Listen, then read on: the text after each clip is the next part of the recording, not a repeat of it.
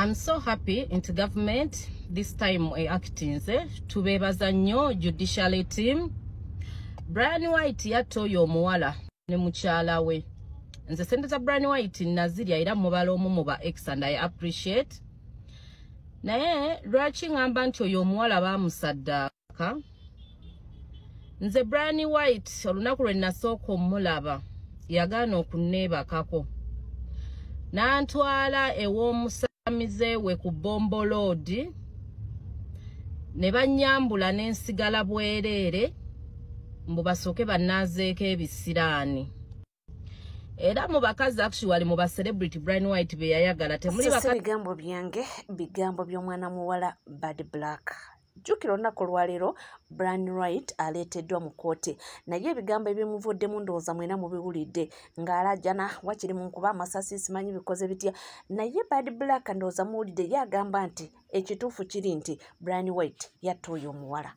Bad Black gwe njogerako yaliko girlfriend wa Brian White era ye byayogera abirinako obwino si kugamba nti ageesinga yadeetingako Brian White okumala ebbanga era bulijjo azza abyogera era n'agamba nti yamutaasaako embeera ng'eri ebiseera ebyo Brian White ng'amansa ssente nga weeri era Bad Black agamba nti yamuyirawo omubiri so kyayogerako akimanyi avuddeyo. Bad Black y'omuntu ayogera amazima buli kimu nga we kiri wakiteekawo kakati yavuddeyo ne yeebaza gavumenti nti yeebale nnyo kubanga eddukiddemu okukola ogwayo nti obwenkanya at least taata w'omuwala ye omuwala yafa twogera ku kalo nambalirwa ye yafa naye agamba nti wakiri taata w'omuwala afune obwenkanya ate nti biremu okubanga ate bibaawo ku bantu abalala naye muganda wange taata wa muwala ye awanda muliro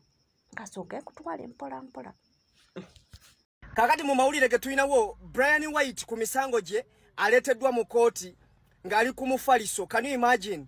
Naye njagala bategeeza nti ono omwana eyafa taata we alabika yali mafia. Taata we mukambwe, taata we agambye bw'ati. Ne bw'onaakaaba oddamu, ne bw'onaasiita oddamu, teweekaabya buziga bwe bwaggoonya. Omwana wange tewatta mbuzi. Watta muntu tewatta mbuzi. Ne bw'oneekaabya obuziga bwaggoonya butya. Ngambye ono taata baba agenda kufuuka ekyeneena. Mbabuulira ono taata mukambwe tebagenda mama amugambye namugamba mu mmotoka gwe mumulabya zaakaaba lwaki bwatuusa wano mu kkooti ali mu kukaaba ate we twogerera kkooti ekyagenda mu maaso tujja kuba twongera okuba amawulire ku biki ebivuddeyo. Bamusindise eruzira bamututte mu ddwaliro akubye omulanga n'agamba woowe jjukira musajja watu naye omuliro gwamwokya amagulu n'agamba nyabo era no taata w'omuwala ayogerwako ebigambo byo bibino awanda muliro talina bigambo biwomu kubanga ye obuwe yafa ayagala bwenkanya ajja poliisi emulina bulungi teyalina wajja kuyita kaakaaba agafaana gatya ag'ekirogo obwedda mumuli akaba mumalo kati wuuya alabye avudde mu kaguli wali asirise kati lwaki takaaba obulumi buwanye yemoroka ddwaliro ne bwakola atya omwana wange teyatta mbuzi ate namala nanumba lwaki bwabeera kuyintaagula numba kasajja kanaku nze nakaliisanga kasirusiru kati lwaki zasobodde kwogera na mulamuzi oba kuwuliriza mulamuzi wezoti okuba anumba mu midia nampita obuziru nakataaza nze nali kaliisa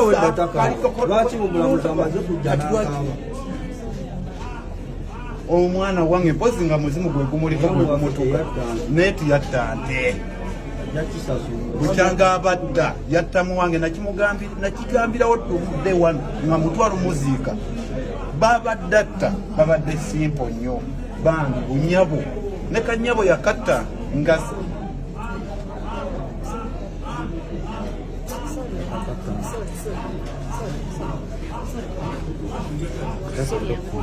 ganda agamba nti akalyadda kaddadda so essaawa yakakata ate era munnange guluma yaguzza agenda amala ensonga ze bwebityo ebigenda naye nga mpola nze Wendi amawulire nja kubanga ngakuwa era nja kubanga ngakutuusaako ensonga zino tuze tuzigoberera era nga tujja kutambula mpola tulabe binagwa bitya era binakomenkerezebwa bitya. Vuddeyo tugendeko ku nsonga oba sitole y'omwami Kawato n'omwana mulenzi Daxter. Abantu abasinga obungi embozi zino zibadde zeetooloola nti baayawukana ate batugamba nti omwana mulenzi ali ku ssomero akola exams za senior 4 naye amazima gagano gavuddewo. Kusinziira ku mawulire agaliwo abantu bano baafunanga orders oba nga bafuna bookings kankyogere bwetyo olulimi lwa business bafunanga bookings kakati mbunga we bafuna bookings nga baba nga baperforminga nkya ate muzeeyi ayitayo leero na performingira abantu nakolwenja lugenda okutuuka ate munnange bibino kakati muzeeyi Kawato ne mutabani we baayawukanira ddala naye omwana alina ensonga ze ye nga ye zaagamba muzeeyi Kawato yatuukanga ekiseera nga bababuukinze nga ku Saturday muzeeyi Kawato ku Lwokuna n'agenda mu kifo n'azina amazina Saturday genda okutuuka nga babagamba temugenda kujja muzeeyi yayiseewo dda n'atuwa performance muzeeyi nga naye wano ettutu abakyala bamutabula n'endigi mukwano muzeeyi yatabuka muzeeyi ali eno yeedigidira naye nga munaye yasigala agamba oli kitaawe naye nga mukwano ti muzeeyi kati yeevuga speed takyaliko speed gavana tusabire muzeeyi olwasooka okujja e Kampala lwe lwali lwasooka mu bulamu bwe n'olwekyo tumusabire nti byonna byasanga e Kampala tabirabanga gw'ovanga ku muntu wazze e Kampala obukulu kyova olaba mutabani we ali ku powa yagambye ebituufu baayawukana naye muzeeyi yali yeevuga speed kasooka mu omwana agambye nti wabula Chosen Becky yakikoze jukira okukyala kwabaddewo lunaku lweggulo naye mu kukyala kuno tebakkirizayo yadde nti era nga tebaagala yadde omuntu yenna ategeere kukyala naye omwana agambye nti mukimanyi nti pulezidenti waffe yagamba nti ekyokulwanyisa kye tulina kamera kakati abaana batambula ne kamera buli wamu era kino Chosen Becky oba teyakitegedde nti ennaku zino abantu bukamera babeera wano ku kidoowo Chosen Becky okukyala yabadde yakukwese naye ng'omukulembeze w'eggwanga lino yatugamba tetuva ku kamera. Kyagulanyi yatugamba kamera yejjayo buli kimu era abaana okukyala baakuleese abaana tebasuula kamera. Abaana baleese omukolo gwa Chosen Becky omukolo twagulabye okukyala kwawedde era ne mbagamba nti introduction weeri lujja kuba lunaku lwakubiri next week buli kimu kijja kuggwa. Ye yabagamba nti tanoonya mbaga yabagamba nti si mansion gyayagala no si mamotoka no yayagala just mwami amproposingire agende mu bakadde oba oli amwanjuli nti yo kye yali ayagala era ndowooza kikyo agenda kuba ng'akituukako. Tumwagaliza birungi byerere Mukama amuteeremu obwangu buli kimu kitambule bulungi nga bwe baakibala. Eyo tuvuddeyo mwana muwala Rema Namakula ne Dr. Hamza Sebunya nabo bali mu kujaguza anniversary yaabwe. Kakati abagambanga nti it will end in tears munnange nedda ekintu kyakwatayo ate kyeyongera. Juzi waneno gye buvuddeko wanena amawulire gayitingana ate Dr. Hamza yadduseeyo simanyi yafuna ye jukira bano basiraamu ayina eddembe lye ne waba afunye omulala kasanene wa Rema akola ki aprovidinga era nga essaawa ya kakati omukwano gubali bati nabo tubaagaliza birungi byerere. Eno gye muwoleza nti simanyi to end in tears beeri ekintu kyeyongera kubanga kikola ki nga kikwatayo era essaawa ya kakati ekintu kitambulira ddala bulungi. Bajaguza anniversary yaabwe nabo tubasabira Mukama yeyongera okuba nga abateeramu obwangu ekintu kyeyongera okuba nga kikwatayo era obufumbo bwabwe Mukama buwe omukisa. Nga tuvuddeko eyo tugendeko e Nigeria. Mwina abasinga obungi mubadde mu followinga story ya Regina Daniels ono mwana muwala muzanyi w'ebi Nigeria muwala muto nnyo ye yafumbirwa ku myaka oba zaali ziweze 19 naye nga bwe yali afumbirwa na mukadde yali muzeeyi era abazadde be bagezaako kubanga bagaana taata we naye ye ng'omwana ng'ekintu akiwulira kubanga oli seneta mulamba. Twogera ku Ned, twogera ku mukulu Ned seneta munnange ekintu ne kikwatayo ne beewasa bazadde omwana asooka owokubiri. Regina Daniels ono yali alina boyfriend we mulenzi muto ng'emyaka gye gimu, era omulenzi oyo yalajjana nnyo nga omukulu Senator Ned amututteko omwana muwala ono Regina Daniels. N'amala n'abivaako kubanga oli seneta mulamba, ssente weeri, buli kimu bwe kiri. Nonno sigamba nti Regina Daniel baali baavu kubanga omwana we yatandika okuzannya ebinigeria ng'akyali mwana muto nnyo, naye akasente nga weekali.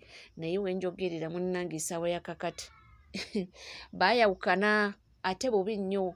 Omukulu Ned n'atandika okuba ng'asiba abaganda ba Regina Daniels, era essaawa yakakati wenjogerera beeyogerera amafuukule. Kakati mbu co-wife wa Regina Daniels yavuddeyo n'ayabya ebyama. Byama ki?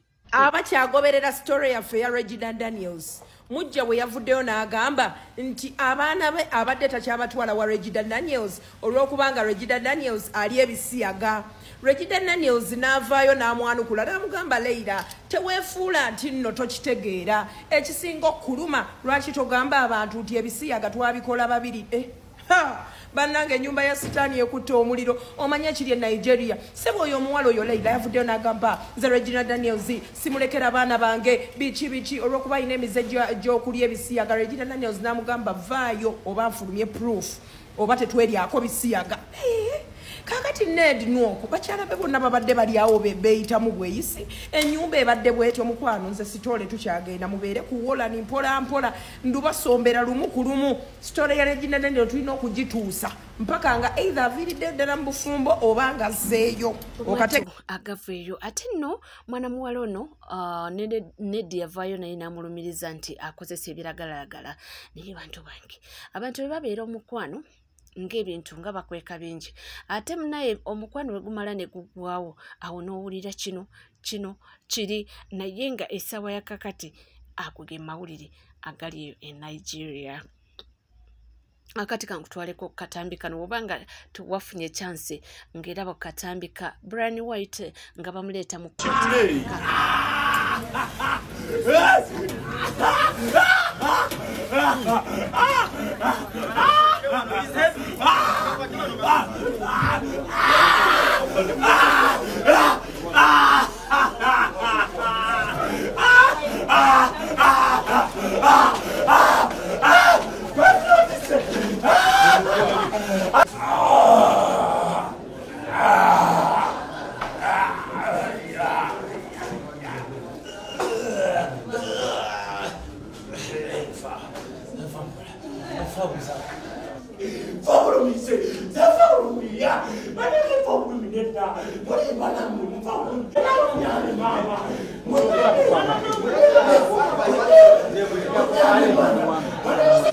Mwana wattu naife tubaawo mpolampola okubanga mawulire tugakutuusako na wole wona wosinzidde, era gwe tuula butuuzi kalira nywera tukwongerera amalala.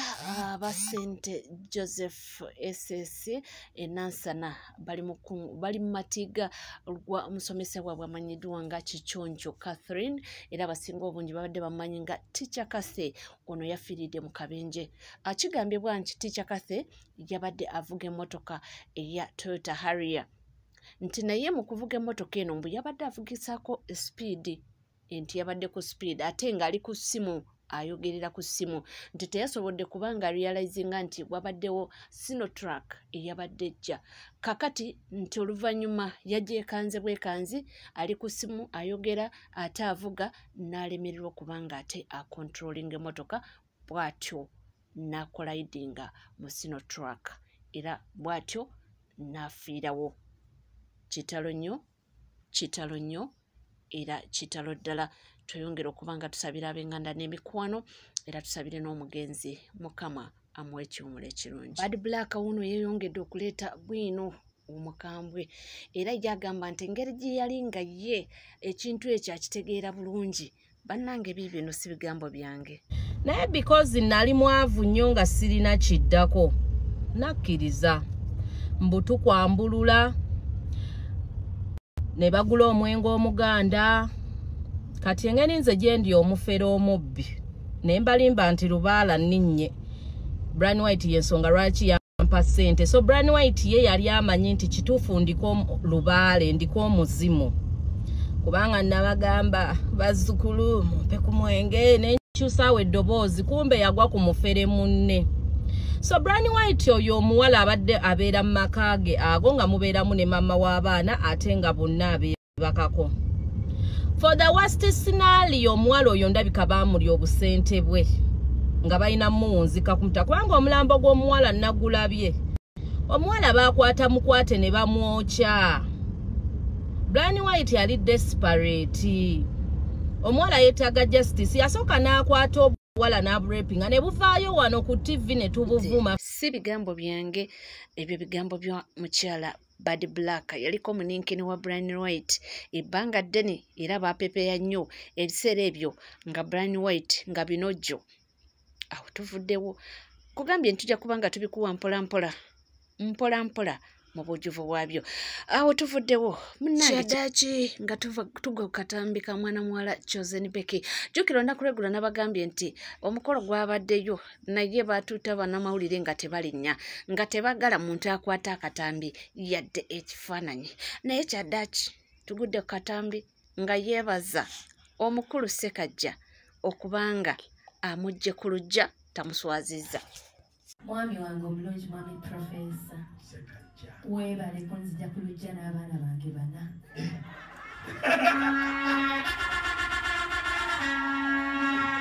Basebe ne bannyabo omwami oyo buli amulabyeko afukamira ng'ambe nti Profesa Jju. Profesa Jju tebekereka kwoleseeyo. Gamba Profesa weebale kumponya balyayi. Profesa weebale kumponya balyayi. Kale simula abantu bokweti. Esaawa yonna Masaka awuuma. Bannange tujjukire engalo ez'amaanyi. Ng'ebyo naye nga tuvuddeyo era nga tweyongereyo mawulire ag'enjawulo, nkugambye nti mba nkutwala mpola tumanye biki ebigenda mu maaso era ebyetooloola wanino mu ggwanga Uganda. Munnange King Saha akawanga mudde agambye nti weegendereza ensi tubeeranga Edrisa Musuuza. Lwaki ayogedde statement eyo? Even weegendereza ensi tobonabonanga Musuuza. Okitegeera uyo kati alina gye bamuzaala obukulu, kati gwe kimagininga kati tuli mu system kyeyo kati asooka ave ku ebyo asooka agenda asotinga eri family gundi issue kwa kati ffe tuli be Masaka naffe emboozi zive Masaka ndala nnyo. Okitegeera baje bamuzaala obukulu oli mutabani wa mulwanyi Kyefaali gwe anti kati fata babanja Kyefaali yayita waffe Kyefaali yayita waffe. Owulira ogamba oli mutabani we omanyi bye yasobya mu lutalo bebafa bekyotera. Gwe njagala ogende mu bekyotero babuuze mujaasi kye yasinga obba kyankalanya mu lutalo yali Kyefaali. Ogambye oli mutabani we genda oliyirira abantu ebisobo byabwe. Si bya benefit nga benefit zimanya birimu ne problem ezirimu. Oli wajja n'agamba Kyefaali yamutuga ogenda gusala. Sikira byonna. Abaana b'omusajja beekwese wejjeeyo.